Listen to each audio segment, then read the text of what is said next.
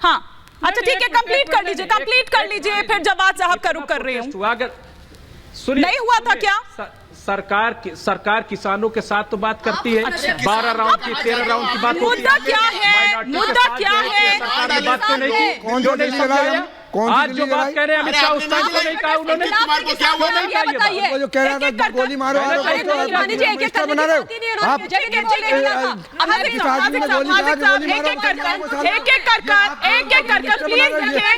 ऐसे बयानों को रिपीट ना करें, ऐसे बयानों को कम से कम रिपीट ना करें, ठीक है? कोई नहीं बोलेगा कि वो गलत था। ठीक, जवाब साहब दिखा दीजिए। जवाब साहब, ये देश आपका भी उतना है जितना मेरा है, ये देश की राजधानी आपकी भी उतनी है जितनी मेरी है। ठीक है, मैं जवाब साहब का रुख कर रही हूँ। प्लीज आपको नाजिक साहब, ममता जी, नाजिक साहब और ममता जी, आप दोनों को रोक रही हूँ। जवाब साहब, हुआ कि नहीं हुआ था, और क्या वो सही था, क्या वो ठीक था जिस तरह से देश को जलाने की कोशिश की गई? बहुत बहुत हिमानी, बहुत बहुत शुक्रिया। और अभी मैं सिद्धार्थ यादव को सुन रहा था, वो कह रहा था सबकी दुकानें, और सिद्धार्थ यादव साहब, जब आपने नफरत का बाजार लगा रखा है और नफरत के बाजार में झूठ डाले हुए हैं और उसके अंदर आग लगाए हुए हैं, तो हमें तो मोहब्बत की दुकान खोलनी ही जरूरी पड़ेगी। अरे और इसको मोहब्बत दिख रही है भाषा से। नफरत के बाजार में मोहब्बत की दुकान हो सकती है क्या? आपका बाजार ही नफरत का है। सही बात है, था करके थोड़ा सा अपने को पैनलिस्ट, प्लीज सर, को पैनलिस्ट से अपना प्लीज और एक सभ्य भाषा में अगर हम बात कर रहे हैं, रिस्पेक्ट अगर हम एक दूसरे को करें तो बेहतर होगा सर। मैं हिमानी सुनिए, दिल्ली विधानसभा का चुनाव हो रहा था जब CAA का कानून था और प्रोटेस्ट हो रहा था। माननीय गृह मंत्री जी ने बाबरपुर के अंदर, विधानसभा के अंदर ये स्टेटमेंट दिया कि बटन इतना जोर से दबाना कि बटन बाबरपुर में दबे और करंट जो है वो शाहीन बाग को लगे। क्या शाहीन बाग इस देश का हिस्सा नहीं है? क्या इस देश के अंदर प्रोटेस्ट नहीं होना चाहिए? किसानों ने प्रोटेस्ट करा, क्या बात हुई? माननीय प्रधानमंत्री जी ने क्या बात हुई? कानून वापस लिए या नहीं लिए? शाहीन बाग पे करंट नहीं लगाते तो आप उठते ही नहीं, बैठे रहते वहाँ पे। और बना लीजिए चारों ओर देश में ऐसे शाहीन बाग, ऐसे चलाएंगे ना देश आप। 21वीं सदी में शाहीन बाग से देश चलाएंगे आप सुन नहीं पा रहे हैं, आप सुन नहीं पा रहे हैं। अरे कहाँ सुनेंगे? आपकी बात सुनने लायक होगी तो सुनेंगे ना। जो झूठ परोसते हैं पूरे देश के अंदर, आपको बता। अरे आप सच बोलिए भैया, आप सच बोलिए। आपने सच परोस के दिल्ली को जला दिया, वही सच परोस रहे थे ना आप। अपने एनडीए के अलायंस को नहीं समझा पा रहे हैं आप। अरे रहने दीजिए भैया, अरे भैया रहने दीजिए। जवाब देना है ना जवाब साहब, तो आपसे दंगों पे पूछा गया है और पूरा तो रतन लाल पे जवाब दीजिए, दिलबर नेगी पे जवाब दीजिए, अंकित सक्सेना पे जवाब दीजिए, जिनको जला दिया, मार डाला, उन पर जवाब दीजिए। यहाँ पर बात बता रहे हैं कि शाहीन बाग में करंट लगेगा। जवाब साहब सीधा सा सवाल पूछा, सीधा सा जवाब दे दीजिए ना। क्या वही स्थिति एक बार फिर से हो रही है? क्योंकि आपकी बात भी वही बता रही है, रिजवी साहब की बात भी वही बता रही है, और आजिक साहब की बात भी वही बता रही है। क्या फिर से ऐसा कोई गैंग जो है वो एक्टिव हो रहा है? ऐसी कोई टूलकिट फिर से एक्टिव हो रही है?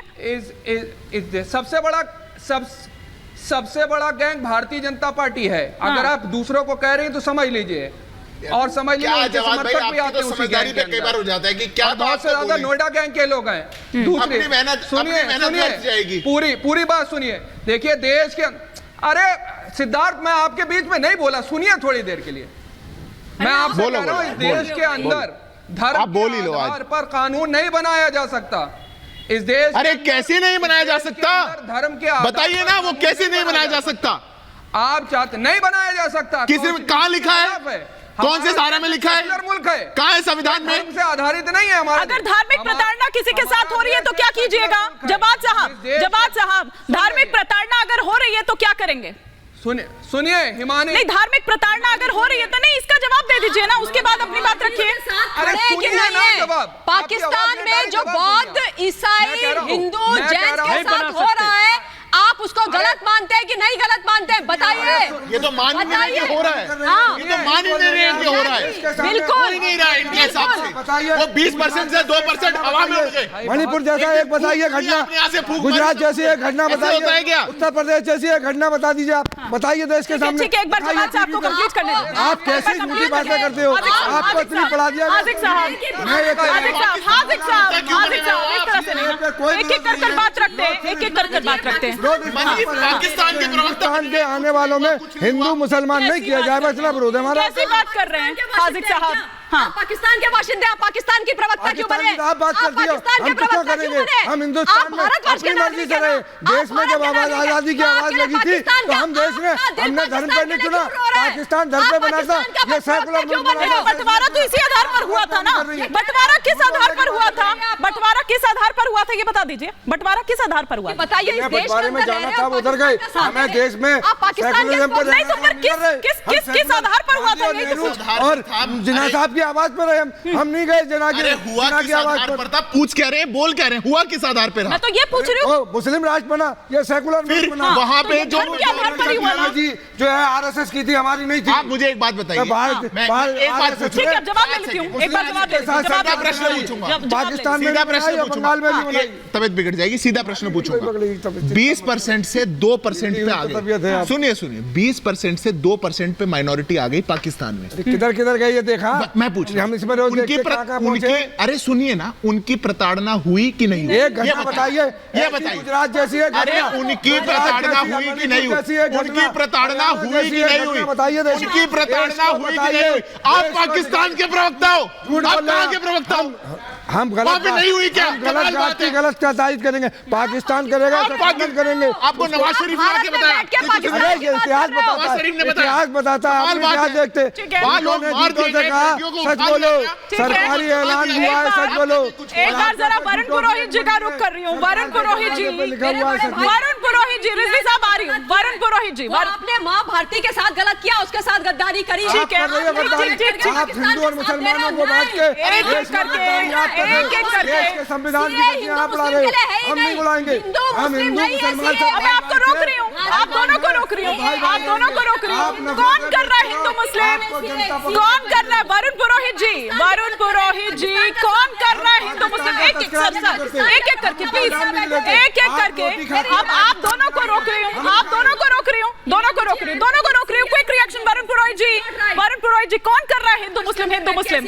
और वो कह रहे हैं कि ये इनसिक्योरिटी है क्या? राम मंदिर जैसे मुद्दे हैं उनके पास, तो फिर क्यों वो इसको लाकर, जो ये कह रहे हैं कि चुनावी एजेंडा है, ये चुनावी मुद्दा है, और इसको लाकर ध्रुवीकरण की कोशिश कर रहे हैं, पोलराइज करने की कोशिश कर रहे हैं?